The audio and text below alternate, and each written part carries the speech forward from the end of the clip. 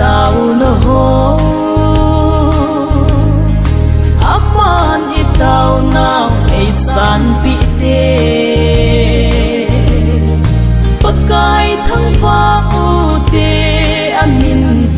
thing su choi a sing di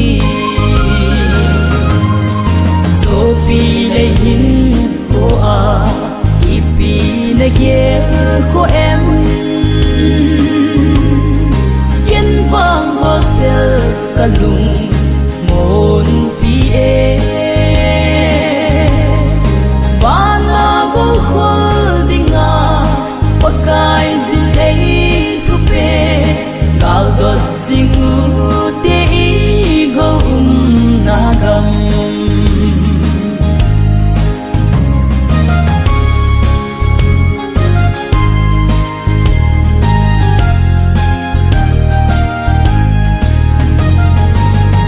Van Jerusalem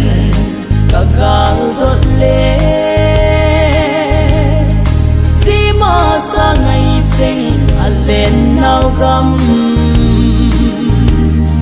thun kal ka nga le nge chu gam ni lum lo na gam no so pi le hin ko a ipi le ge ko em